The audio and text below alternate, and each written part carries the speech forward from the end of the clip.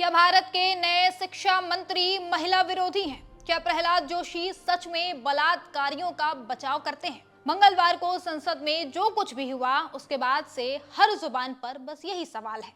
दरअसल मंगलवार को सदन के भीतर सबसे पहले कांग्रेस नेता प्रियंका गांधी ने इस तरह के आरोप लगाए।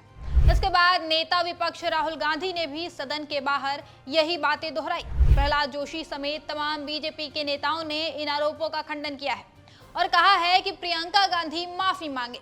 साथ ही नेताओं ने यह भी कहा है कि प्रियंका गांधी अपने इस आरोप के सबूत दें। जिसके बाद प्रियंका गांधी ने सदन में बड़े आराम से कहा कि ठीक है, मैं अपनी बात ऑथेंटिकेट कर दूंगी।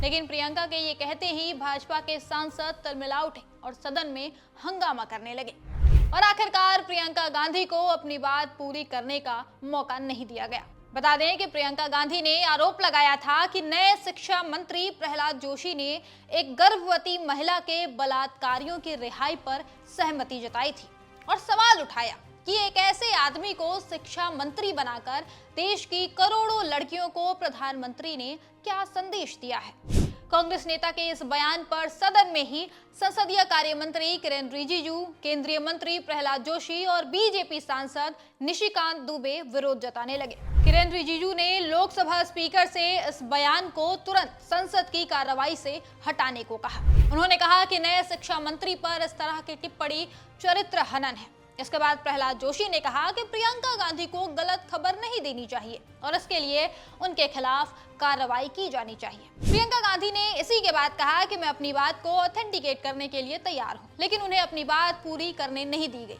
इसके बाद सदन के बाहर नेता विपक्ष राहुल गांधी ने फिर से यही आरोप दोहरा दिए। प्रहलाद जोशी को लेकर संसद के बाहर राहुल गांधी ने आरोप लगाया कि उन्होंने गर्भवती महिला के बलात्कारियों की रिहाई का समर्थन किया था। राहुल गांधी ने कहा कि शिक्षा मंत्री के इस्तीफे को लेकर स्टूडेंट्स ने आंदोलन किया, लाठियां खाई और इसके बाद बीजेपी ने एक ऐसे आदमी को कैबिनेट में रखा है जो बलात्कारियों का बचाव करता है। ये सबसे खराब किस्म के आदमी हैं। इससे ज्यादा खराब आदमी कोई नहीं हो सकता जो कहता है कि बलात्कारियों को सुरक्षा की जरूरत है। आज भारत के शिक्षा मंत्री ऐसे ही हैं।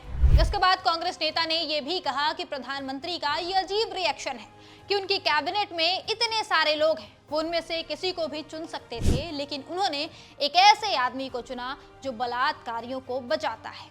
ये तो हो गए आरोप। अब आते हैं उस सवाल पर जिसका जवाब जानने के लिए हर कोई परेशान है। सवाल है कि क्या सच में प्रहलाद जोशी ने बलात्कारियों का समर्थन किया? तो जवाब है हाँ।